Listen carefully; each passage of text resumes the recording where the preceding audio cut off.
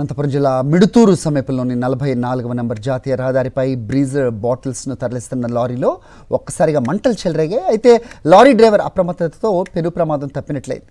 Lorry driver alert అయ్యి పోలీసులకు సమాచారం ఇచ్చాడు. ఫైర్ సిబ్బంది సకాలంలో చేరుకుని మంటలను అదుపు చేశారు.